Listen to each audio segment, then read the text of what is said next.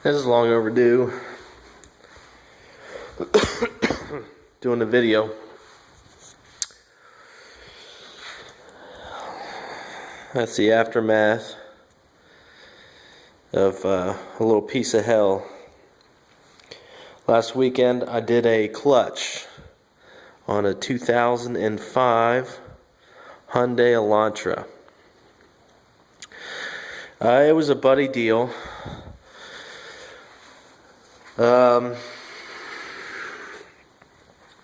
Basically, my friend's been driving his car, probably for the better part of a year now, with the clutch slipping so bad that he could barely merge in the traffic getting on the highway. So,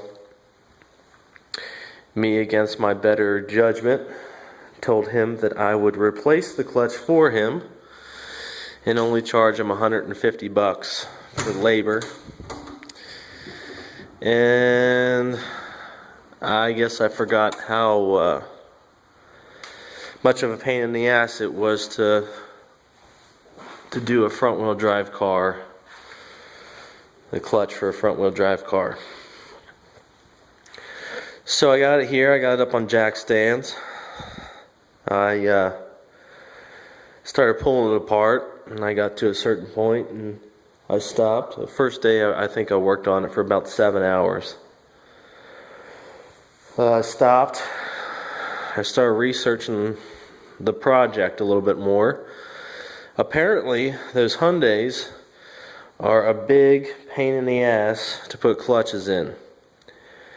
It's got a push-pull clutch, which I've never seen before, but you guys probably know what it is. It operates a little bit differently as far as the throw-out bearing goes inside. So when you try to separate the transmission from the engine, you have to actually pull the lever, the clutch lever, to get it to, I guess, disengage so it'll release the transmission. So I did that, and then once you get the transmission separated, it calls for you to pull the subframe off of the car to get the transmission out of the car. That wasn't going to happen. I have no means to be able to do that. I don't have an engine hoist. I couldn't hold the engine up while I pulled the subframe out and then pulled the transmission out. So what I end up doing is, let's say this is the engine, this is the transmission. I got it separated just enough to get my little hands in there and pull the pressure plate and the clutch out, the throw-out bearing out. And then I basically had to manipulate the transmission around to where I can get the new clutch in, the new clutch disc, the pressure plate, loosely put the bolts in, put the alignment tool in, get it to where I thought was lined up, and then tighten it up. And I basically just had to rotate the flywheel around and tighten the bolts as I went. I figured that I'd probably have to do it about 5 or 6 times before I got it lined up right. But lucky me, after the first try, the transmission slipped back on perfect. I got it all back together and sent it down the road. He was gracious enough to give me $200. So, but another reason why I did that is to pay for this. Actually pay to wire this up. This is it. I have a compressor. This is a 60-gallon. It is a single stage.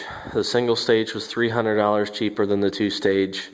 CFMs are still, I think it's like 12 and a half at 100 PSI, which I didn't think was too bad at all. I think I'll be able to get away with that. So I ordered it. I finally got it. Still not smoking, so this is my my reward, I guess. But with the money from that, I'm going to wire up the garage to run this. So, Bel Air 6061V, I believe is the model.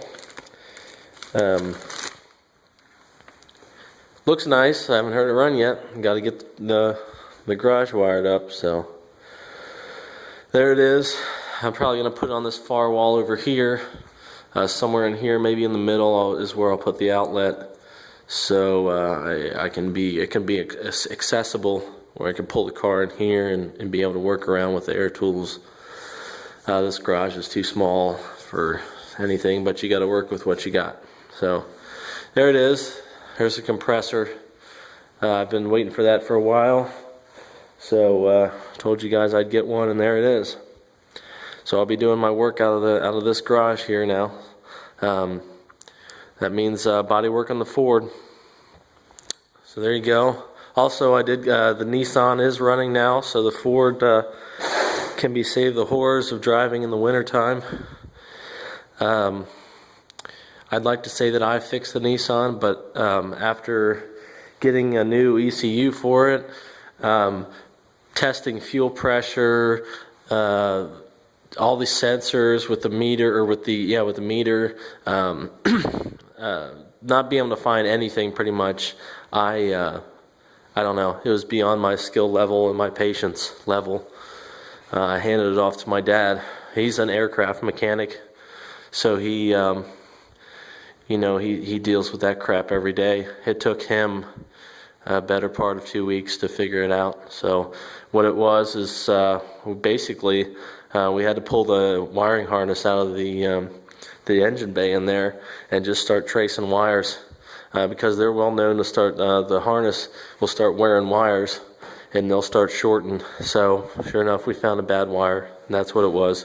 So now the Nissan's running. I got a winter beater. There it is. Alright guys, I'll cut it short here. It's already boring enough. Well on my way to getting my bodywork video started again, so I'm looking forward to that, and you guys take it easy.